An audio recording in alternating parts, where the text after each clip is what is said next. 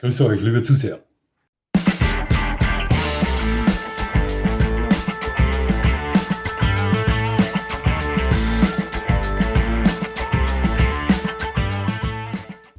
Nochmal herzlichst willkommen, liebe Zuseher, hier auf meinem Kanal. Ich freue mich sehr, dass Sie da sind.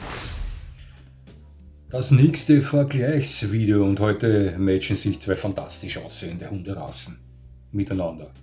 Es geht um den osteuropäischen Schäferhund und um den American Akita. Der osteuropäische Schäferhund, die russische Antwort auf den deutschen Schäferhund und eine sehr gelungene Antwort, möchte ich behaupten. Der American Akita, die amerikanische Antwort auf den Japan Akita, und auch diese Antwort ist sehr gelungen, meiner Meinung nach. Das sind Hunde, die optisch ähnliches Publikum ansprechen könnten, optisch. Denn wenn es um die allgemeine Haltung geht, um das Zusammenleben mit diesen beiden Hunden geht, dann spielen beide schon in einer völlig anderen Welt, in völlig verschiedenen Ligen, davon bin ich überzeugt. Ich möchte so wie beim letzten Video auch hier gleich mit dem Vergleich loslegen und die Geschichte beider Hunderassen überspringen, denn ich habe ja sowohl vom Osteuropäer wie auch vom American Akita schon ein Video auf meinem Kanal hochgeladen und lade Sie herzlichst dazu ein, sich eines dieser beiden anzusehen, wenn Sie möchten. Wir starten also gleich durch und sehen uns mal die Größe an. Das sind zwei gleich große Hunde. Beim osteuropäischen Schäferhund spricht der Standard von maximal 72 cm Schulterhöhe. Beim American Akita sagt der Standard maximal 71 cm Schulterhöhe. Allerdings, liebe Zuseher, ich weiß, dass da draußen Osteuropäer in der großen weiten Welt herumlaufen mit 76 cm Schulterhöhe, das weiß ich. Beim American Akita sieht das etwas anders aus. Ich werde in meinem ganzen Leben auf Hundeshows und außerhalb von Hundeshows geschätzt um die 40, 50 American Akitas getroffen haben. Keiner davon wies eine Schulterhöhe von 76 cm auf. Also hier dürfte tatsächlich schon bei 71, maximal 72 cm Schulterhöhe Schluss sein. Doch es sind etwa gleich große Hunde. Lassen wir es dabei. Auch beim Gewicht sieht es ähnlich aus, denn beide Hunde erreichen bis zu 60 Kilo, also anständige Brocken. Selbstverständlich gibt es sie auch leichter. Das muss ich nicht betonen. Doch, etwa gleich groß, etwa gleich schwer. Hunde mit um die 70 cm Schulterhöhe und bis zu 60 Kilo Gewicht präsentieren uns also ziemlich substanzvolle Brocken. Die Fellbeschaffenheit, auch die ist eine ähnliche. Denn hier spricht man sowohl beim Osteuropäer wie auch beim American Akita von stockhaarigen Hunden mit dichter Unterwolle. In der Praxis ist es allerdings so, dass ich der Meinung bin, dass der American Akita das etwas dichtere Fell vorweist. Ja. Also einen Vergleich vielleicht. Wir haben ja jetzt Mitte Mai und der Fellwechselzyklus ist bei den Hunden im vollen Gange. Mein Hund verliert am Tag 1 Tonne abgestorbenes Fell, also Wahnsinn. Und speziell zu dieser Zeit bin ich davon überzeugt, dass das Fell des American Akitas im Vergleich zum osteuropäischen Schäferhund vielleicht ein klein wenig intensivere Pflege benötigt. Mag nicht viel sein, aber ein klein wenig. Doch sie haben eine ähnliche Fellbeschaffenheit. Also, die ersten 3 Kategorien, da unterscheiden sie sich nicht voneinander. Sie sind etwa gleich groß, etwa gleich schwer, sie haben ähnliche Fellbeschaffenheit. Bei der Gesamterscheinung sieht es jetzt schon anders aus. Sie haben zwar einige Dinge, die sie miteinander verbindet, doch mehr, welche sie voneinander unterscheidet. Sehen wir uns mal die Dinge an, die sie miteinander verbindet. Und es ist zuerst mal klar erkennbar dieser Wolfstyp. Während der osteuropäische Schäferhund in diesen wolfsähnlichen Hütehundetyp hineinschlägt, deutscher Schäferhund, belgische Schäferhunde und so weiter, klopft der American Akita bei diesen spitzartigen Wolfstypen an. Alaskan Malamut, sibirischer Husky, arktische Hunderassen Spitze. Das ist eine Sache, welche beide miteinander verbindet. Die zweite und die dritte ist selbe Größe, etwa selbes Gewicht. Und dann kommt der Fakt zu tragen, dass beide Hunde eine ganz besondere Präsenz ausstrahlen. Doch das war's dann mit den Gemeinsamkeiten, meiner Meinung nach. Denn farbtechnisch unterscheiden sie sich völlig voneinander. Während es den osteuropäischen Schäferhund in den Farben wie den deutschen Schäferhund gibt.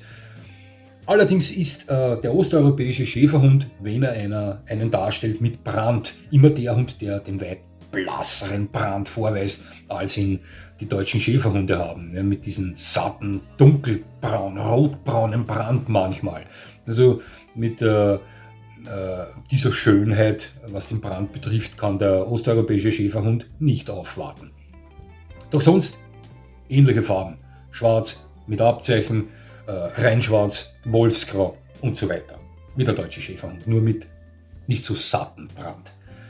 Der American Akita allerdings, der weist die schönsten Farben vor, welche in der Hundewelt existieren. Er zählt auch für viele Leute als der schönste Hund der Welt.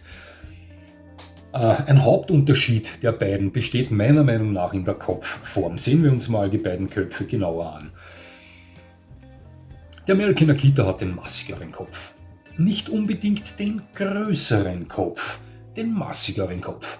Er besitzt den breiteren Oberkopf und der in Verbindung mit dem etwas kürzeren Fang lässt seinen Kopf massiger wirken, runder wirken, während der Kopf des osteuropäischen Schäferhundes länglicher gebaut ist, auch massiv. Und wenn Sie schon mal vor einem Osteuropäer gestanden sind mit über 70 cm Schulterhöhe, wissen Sie, was für Blutzer die haben können. Massiv, aber länger, eleganter, während der Kopf des American Akitas heftig an der Tür der Molosser anklopft. Das ist meine Meinung. Ja. Also nicht wirklich ähnlich. Auch der Aufbau der Wirbelsäule unterscheidet sich bei beiden. Für mich ist hier klar erkennbar der osteuropäische Schäferhund der Hund mit der längeren Wirbelsäule. Ich möchte den American Akita nicht als quadratisch gebauten Hund darstellen, wie es viele Spitze sind. Und er hat mit Sicherheit auch nicht eine derartig kurze Wirbelsäule vorzuweisen, wie es viele Spitze haben, deutsche Spitz und so weiter. Sie wissen schon, Samoyedenspitz, Wolfsspitz. Doch er hat die kürzere Wirbelsäule. Er wirkt im ersten Moment etwas quadratischer als der länger wirkende osteuropäische Schäferhund. Also, Gesamterscheinung, beides Hunde mit wahnsinnig toller Präsenz, gleich groß, gleich schwer, verschiedene Farben, verschiedene Kopfform, unterschiedlicher Aufbau der Wirbelsäule. Also wirklich ähneln tun sich beide nicht. Bewegungsdrang. Wo siedle ich die beiden an? Bewegungsbedarf ist da. Der American Akita entstammt Jagdhunden. Es gibt 4000, 5000 Jahre alte japanische Stiche, wo sie Jagdhunde bei der Arbeit sehen, die dem Akita-Typ entsprechen. Ein Hund, der einen gewissen Bewegungsbedarf hat. Allerdings hat sich der heutige American Akita, dieser substanzvolle Hund, anatomisch schon sehr weit von diesen damaligen Jagdhunden entfernt. Also allein schon aufgrund seiner Substanz, seiner Größe, kann er nicht mal mehr diese derartig ausgeprägte Bewegungsfreude vorzeigen, wie es diese jagdlichen Vorväter seinerseits taten. Das ist ja ganz klar. Dennoch verfügt der American Akita über recht hohen Bewegungsbedarf. Nur mit der Triebigkeit hält es sich in Grenzen.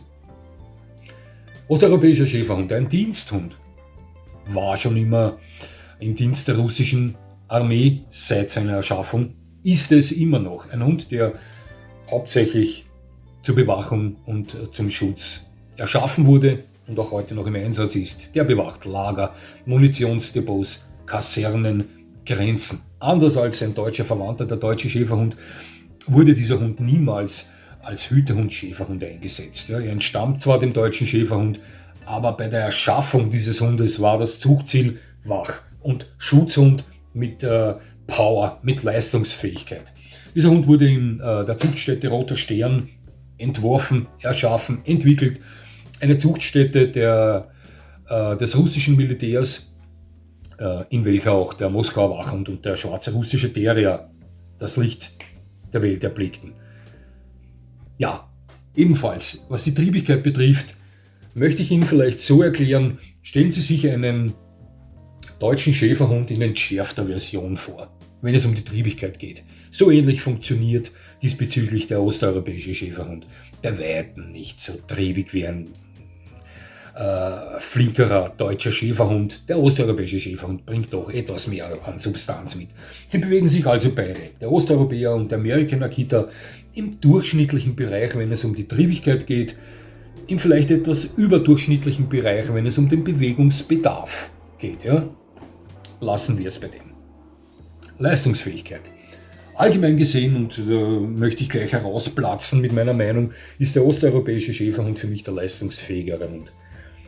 Wir sind etwa gleich stark, wenn es um die Power geht, um die Kraft geht. Etwa dasselbe Gewicht, bei derselben Größe sind beides Kraftprotze. Beide Hunde haben enorme Muskelkraft. Doch ich bin davon überzeugt, dass der American Akita, wenn es um Ausdauer geht, um Leistung über längere Zeit halten geht, dem osteuropäischen Schäferhund nicht das Wasser reichen kann. Kann er nicht. Der American Akita hat die dafür nicht so geeignete Anatomie, wie sie der osteuropäische Schäferhund hat. Der osteuropäische Schäferhund ist garantiert der Hund, der beweglicher ist, auch wenn er gleich schwer ist, leichtfüßiger ist.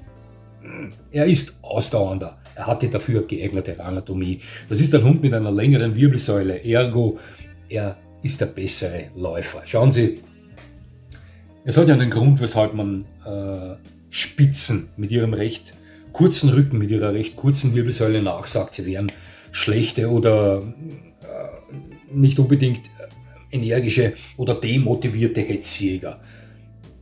Ein kurzer Rücken ist dafür nicht geeignet, um lange Strecken laufen zu können. Und der American Akita ist ein Hund, der mit Sicherheit kürzere Wirbelsäule vorweist als viele andere Hunderassen. Ja, nicht so quadratisch wie ein Spitz, aber er hat die kürzere Wirbelsäule als sie der osteuropäische Schäferhund vorweist. Davon bin ich überzeugt. Ist so. Der osteuropäische Schäferhund ist mit Sicherheit der bessere Läufer. Er ist ausdauernder. Er kann hohe Leistung über längere Zeit aufrechterhalten im Vergleich zum American Akita. Kräftemäßig nehmen sich beide nicht viel. Aber allgemein gesehen ist der Russe für mich der leistungsfähigere Hund. Ja, ganz sicher. Wenn es um die Wetterfestigkeit geht, ist es ja Bad. Unentschieden. Ich bin mir sicher, dass beide mit Hitze und mit Kälte ähnlich gut zurechtkommen. Doch unterm Strich der etwas leistungsfähigere Hund für mich der osteuropäische Schäferhund. Ja, ganz sicher. Der, wie gesagt, noch heute als Diensthund im Einsatz ist und hohe Leistungsfähigkeit trotz recht großer Substanz erbringen können muss. Das ist beim American Akita nicht der Fall. Mir wäre keine Einheit bekannt, die American Akitas als Diensthund verwendet, oder ich wüsste auch nicht von Jägern, die den American Akita als Jäger in Einsatz haben. Ja, also dieser Hund hat sich schon mehr in eine Richtung entwickelt, anatomisch, ja, Kraft und Substanz, ja, weniger mit Fokus auf Leistungsfähigkeit, während man beim osteuropäischen Schäferhund noch immer mit Fokus auf Leistungsfähigkeit züchtet. Davon bin ich überzeugt. Ich möchte niemandem auf die Beine treten, aber das ist für mich Fakt. Trainierbarkeit. Großer Unterschied, liebe Zuseher. Ganz großer Unterschied. Der osteuropäische Schäferhund ist ein höchst trainierbarer Hund. Der American Akita ist kein höchst trainierbarer Hund und das ist nun mal so. Wie gesagt, nochmal, ich wiederhole mich, ich möchte niemanden auf die Zehen steigen oder auf die Füße treten, aber das ist nun mal so. Wenn man American Akita Besitzer ist und sich jetzt beleidigt fühlt, dann kann ich Ihnen nur sagen, hätten Sie sich eine gebrauchsame Rasse genommen. Es mag American Akitas da draußen geben, die hier eine Ausnahme der Regel darstellen, ja, mit denen man sehr gut am Abrichterplatz zum Beispiel arbeiten kann. Doch der Hund hat bei weitem nicht den Will to Please wie der osteuropäische Schäferhund, der seit seiner Erschaffung schon immer viel dichter, viel enger mit seinem Besitzer zusammen hat arbeiten müssen, als es der American Akita musste. Der American Akita funktioniert weit selbstständiger, etwas sturer, etwas dickköpfiger. Dinge wie Fuß, Platz, Sitz, Steh, voran, Hopp, Bring und so weiter, zack, zack, zack. So etwas funktioniert beim osteuropäischen Schäferhund, beim American Akita seltenst. Ja, der hält von solchen Dingen normalerweise nicht viel. Klar können Sie mit diesem Hund auch arbeiten, auf eine andere Art und Weise. Aber durchstarten im Gebrauchshundesport, in dieser Manier, ja, alles was mit Kommandos, welche strikt und standardisiert befolgt werden sollen, zu tun hat, hier eignet sich der American Akita eher weniger. das ist ein Hund mit recht selbstständigen Wesen. Bei weitem nicht den Kadavergehorsam vorweist, wie viele Gebrauchshunderassen. Und für mich gehört der osteuropäische Schäferhund zu den Gebrauchshunderassen. Das ist ein Diensthund. Ja. Das mag den einen oder anderen nicht stören. Den anderen stört es. Ich persönlich käme mit diesem Wesen weniger gut zurecht als mit dem Wesen des osteuropäischen Schäferhundes. Eigenartigerweise funktionieren viele dieser südostasiatischen Hunde, dieser asiatischen Hunde in ähnlicher Art und Weise. Ja, ob das die Verwandten des American Akitas sind, sprich Japan Akita, Shikoku, Shiba Inu der Kleinste zum Beispiel, oder gehen wir nach China zum Chow Chow, zum Shapai und so weiter. Diese Hunde funktionieren hierbei ähnlich reserviert. Ja? Und das zieht sich aber irgendwie durch den ganzen Charakterverlauf durch. Nicht nur, wenn es um Kommandos geht. Ja, also Trainierbarkeit begrenzt beim American Akita, davon bin ich überzeugt. Das soll ja keine Beleidigung sein. Viele Menschen reflektieren auf derartige Charaktere. Die wollen das wieder nicht, wenn ein Hund einen Wahnsinns-Kadavergehorsam vorweist, wenn ein Hund einen riesen Will to Please zeigt. Für die ist das eher langweilig. Ja? Für die ist das der Reiz, eine Herausforderung, einen Hund zu führen, einen Hund zu besitzen, der eben derartige Selbstständigkeit, manchmal etwas Dickköpfigkeit zeigt, wie es ein American Akita kann.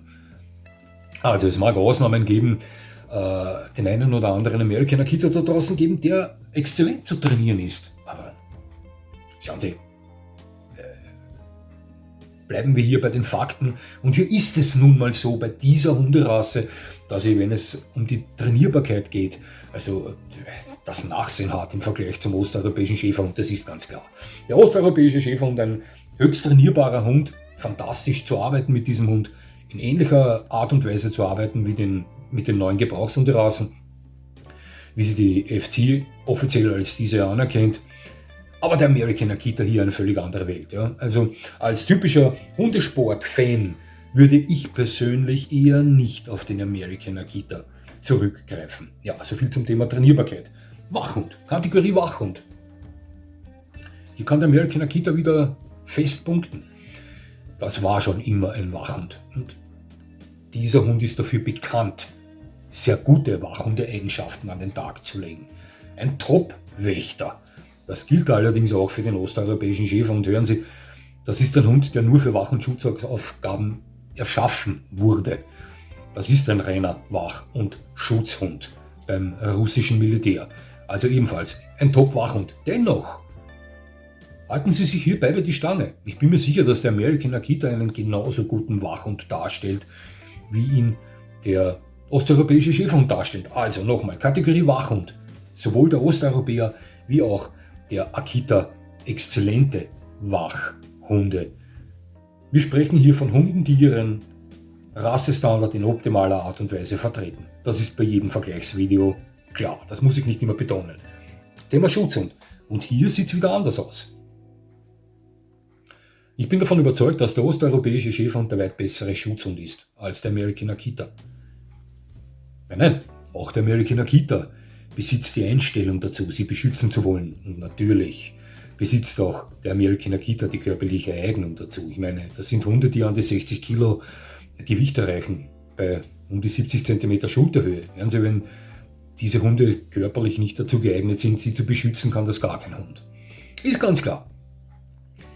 Aber der osteuropäische Schäferhund ist der weit kontrollierbare Hund. Ich garantiere Ihnen, dass es zumeist, ich sage nicht immer, zumeist so wäre, dass wenn ein American Akita in der Meinung ist, sie beschützen zu müssen, mit vollem Körpereinsatz beschützen zu müssen, weil irgendein Aggressor auf sie losgeht, dass sie mehr damit zu tun haben, diesen Hund von diesem Angriff wieder abzubringen, als es der Fall wäre beim osteuropäischen Schäferhund.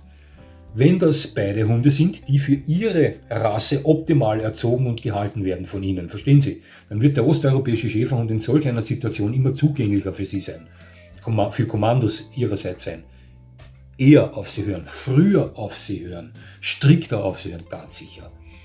Ein American Akita befindet sich hier in weit tieferem Tunnel drinnen. Hier hätten Sie weit mehr Probleme. Und ein guter Schutzhund ist für mich nicht nur ein Hund, das habe ich schon öfter betont, der geistig dazu bereit ist, sie zu beschützen, körperlich dafür geeignet ist, das zu tun, sondern der auch abrufbar ist. Und hier haben Sie mit Sicherheit mit einem vollgasgebenden American Akita weit mehr zu tun, als mit einem osteuropäischen Schäferhund. Ja. Beides gute Schutzhunde, der weit bessere Schutzhund für mich persönlich, der osteuropäische Schäferhund. Thema Familienhund, absolutes Unentschieden für mich. Der osteuropäische Schäferhund funktioniert in der Familie ähnlich wie der deutsche Schäferhund. Ein Hund, der sich in den Familienverband einfügt, der harmoniert mit der Familie. Top, top, top, top. Und genauso ist das beim American Akita. Der ist bekannt dafür, ein wahnsinnig toller Familienhund zu sein. Thema Kinder, auch da. Ja, ist es bei beiden gleich? Schauen Sie, wir wissen, egal ob Chihuahua oder Irish Wolfhound, ob Kangal oder Golden Retriever, jeder Hund gehört mit Gefühl an Kinder herangeführt. Ob das Kind vorher da war oder der Hund vorher da war, das ist bei allen Hunden so. Und genauso ist es beim osteuropäischen Schäferhund und beim American Akita. Also beide Hunde kommen gleich gut oder weniger gut mit Kindern zurecht. Das ist dann ihre Sache. Aber es gibt hier nicht irgendwelche Auffälligkeiten, über die zu berichten wäre. Meiner Meinung nach beides Top-4-Familienhunde, die beide nicht unbedingt als Einmannhunde gelten, wie Schnauzer, Rottweiler, Dobermann, was ja auch ein Vorteil ist. Ja. Ist nicht jedermanns Sache, ein Einmannhund.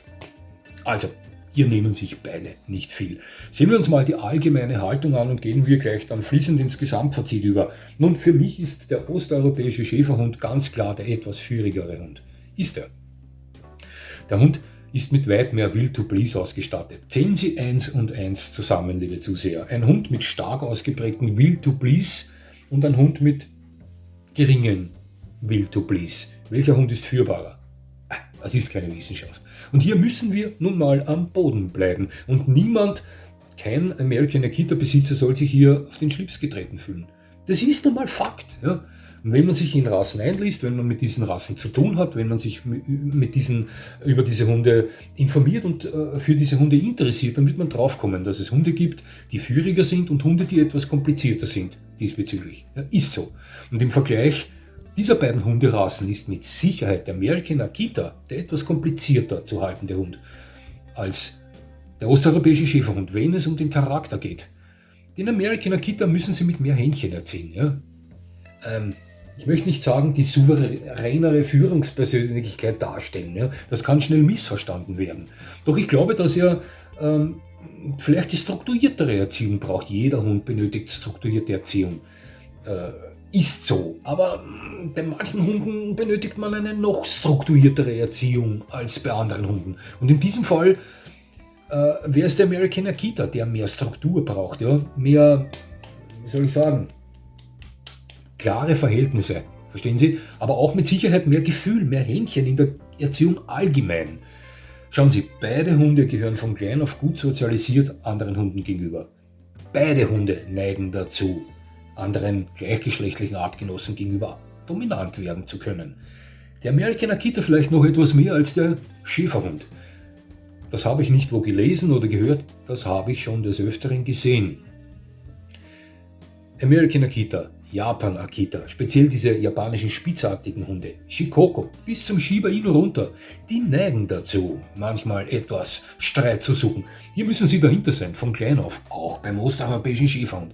Ganz klar, also hier besteht nicht wirklich viel Unterschied. Beide von klein auf nicht zu viel bewegen. Wachstumsfugen sind noch weich, ähnlich wie beim Molosser, das sind Hunde, die bis zu 60 Kilo erreichen können. Ja? Auch da besteht nicht viel Unterschied, aber dann beginnt sie sich etwas auseinander zu bewegen.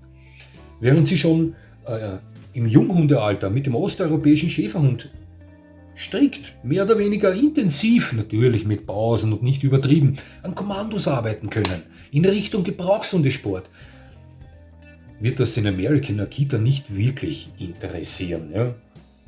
Ist nun mal so. Den müssen Sie auf andere Art und Weise beschäftigen, mit ihm arbeiten, ja? Aber nicht in die Richtung des Gebrauchshundesports hinein. Für das eignet sich dieser Hund nicht wirklich, meiner Meinung nach. Das ist ein Hund, der generell etwas reservierter in allen Dingen funktioniert, als es diese Schäferhundetypen tun, die weit öfter den Klauen raushängen lassen, irgendwie lauter sind im Gesamten. Verstehen Sie, was ich meine? Hat jetzt nichts mit dem Bellen zu tun. Diese Hunde sind in der Familie, im Zusammenleben generell etwas präsenter als diese südostasiatischen oder asiatischen Hunde, die alles etwas ruhiger, etwas seriöser angehen lassen, manchmal aber auch etwas unnahbarer sind. Das sind diese Hunde, da habe ich schon mal erzählt, ich baue normalerweise sehr schnell eine gewisse Frequenz auf mit fremden Hunden, wenn ich da welche treffe, mit den Leuten rede. Das gelingt mir bei den asiatischen Hunden seltenst. Chow Chow, Shabai, Japan Akita, American Akita, wobei das nicht mehr wirklich ein asiatischer Hund ist, sondern ja schon seit Generationen eigentlich in den USA, ja, wie soll ich sagen, nicht entstanden ist. Na, Sie verstehen schon, was ich meine. Aber das sind Hunde, da ist oft ein Brett zwischen denen und mir. Da komme ich nicht durch. Weshalb das so ist, weiß ich nicht. Sind generell etwas reserviertere Hunde im Allgemeinen. Das soll nicht bedeuten, dass ein American Akita zu Hause nicht den Klauen raushängen lässt und sie mit Liebe überschüttet. Das meine ich so nicht. Aber diese Schäferhundetypen, wie der osteuropäische Schäferhund einen darstellt, sind im Alltag jetzt nicht, was das Bellen betrifft, generell lauter, spürbarer. Ja? Funktionieren völlig anders. Ja. Meiner Meinung nach, zurück nochmal, Gesamtfazit, osteuropäischer Schäferhund, American Akita, beides wunderschöne Hunderassen. Der American Akita zählt für viele Leute als der schönste Hund der Welt. Ich kann das gut verstehen. Den toppt nicht viel, ja, wobei ein rein schwarzer osteuropäischer Schäferhund, die gefallen mir in allen Farben. Ja, aber ich traf vor einigen Monaten auf eine Besitzerin eines osteuropäischen Schäferhunds in rein schwarz glänzend, mit gut 72, 73 cm Schulterhöhe, und die hatte noch einen Malinois-Rüden dabei. Ich war mit Vito unterwegs, wir kamen um eine Ecke, sahen uns vorher nicht, und als die Hunde sich sahen, gab es dann natürlich riesen Krawall. Die beiden, das waren zwei Rüden, gingen auf meinen Hund los, ja, und mein Rüde schlug zurück. Wir bändigten die und konnten uns dann noch kurz miteinander unterhalten. Ich sage Ihnen was, dieser Osteuropäer, kohlrabenschwarz, der hatte eine Präsenz. Also mein Hund verschwand da irgendwie, und der Mali, der da neben dem stand, der da dazugehörte zu diesem osteuropäischen Schäferhund, der wirkte wie ein Beistrich neben diesem Osteuropäer. Nichts gegen den Malinois, wirklich tolle Hunde, aber der verschwand neben diesem Osteuropäer, der eine derartige Präsenz hatte, dieser schwarze Schäferhund. Wunderschön. Also der kann dem schönsten American Akita meiner Meinung nach schon, was die Schönheit betrifft, Konkurrenz machen. Ja, aber nochmal, osteuropäischer Schäferhund mit Sicherheit der führigere Hund. Für mich. Da fährt die Eisenbahn drüber. Und ich käme auch besser klar mit dem Charakter dieses Hundes. Der American Akita, eine fantastische Hunderasse, einer der schönsten, wenn nicht der schönste Hund der Welt, mit einem Wesen, das einem liegen muss. Ein eher, nicht nur optisch ein Exot irgendwie, der Hund sieht exotisch aus. Und Reaktionen wie, wow, ist der Hund schön, werden Sie ständig erfahren, wenn Sie mit einem American Akita unterwegs sind. Der hat aber auch ein exotisches Wesen für mich. Ja. Er wirkt, diese Hundetypen wirken so viel anders als die Hunde, die wir in Europa, Mitteleuropa gewöhnt sind. Ja. Sie verstehen sicher, was ich meine, aber es gibt ja viele Menschen, die sich von diesen Charaktereigenschaften stark angezogen fühlen, und für die ist dann der American Akita, ja, soll ich Ihnen sagen, ein fantastischer Hund. Ja. Das hat alles Pro und Kontras. Beide groß, beide stark, beide wunderschön. Ja. Völlig verschiedene Wesen. Der Osteuropäer, ja, der Arbeiter, führiger, für mich klar, führiger. Ja. Der American Akita, auch der Hund, der bei Outdoor-Aktivitäten dabei ist, mit dem Sie begrenzt auch arbeiten können, aber der eigenständiger ist, ja, sein eigenes Leben neben Ihren manchmal führt. Verstehen Sie, was ich meine? Ja? Ja, wenn Sie mich fragen, für welchen Hund ich mich entscheiden würde, das wissen Sie selbstverständlich schon, also das ist gar eine klare Sache für den osteuropäischen Schäferhund, aber da muss ich auch betonen, dass ich mich auch für den Osteuropäer entscheiden müsste, wenn es ein Konkurrent der deutsche Schäferhund wäre. Weshalb das so ist, das habe ich schon mal so gesagt, es ist heute sehr schwer, wirklich gesunde deutsche Schäferhunde zu finden. Es gibt sie, aber es ist schwer, und diesbezüglich schlägt ihn der Osteuropäer, obwohl er mehr Gewicht mitnimmt und auch der nicht vor HD, ED und so weiter gefeit ist, ganz klar, oder anderen Krankheiten. Dennoch ist er der anatomisch weit gesündere Hund. Gerader Rücken, ja, nicht diese Hyänenzucht und so weiter. Ich verstehe die Züchter nicht des deutschen Schäferhundes. in Österreich, in Deutschland und wo sie überall zu Hause sind, ja, dass hier keine Vernunft einkehrt. Also ich verstehe das nicht. Ja, also meine Entscheidung, der osteuropäische Schäferhund, ich käme mit dem Charakter weit besser klar dieses Hundes. Und optisch, ja auch hier, könnte ich mich nur sehr schwer entscheiden. Ja, der American Akita ist einer der schönsten, wenn nicht der schönste Hund der Welt, aber der osteuropäische Schäferhund verfolgt ihn da ganz knapp. Ja. Liebe Zuseher, das war mein Versuch, die beiden miteinander zu vergleichen. Es hat mich sehr gefreut, dass Sie mir zugesehen haben. Es würde mich natürlich freuen, wenn Sie mir weiterhin zusehen, und jetzt wünsche ich Ihnen noch einen schönen Tag, und das war's schon.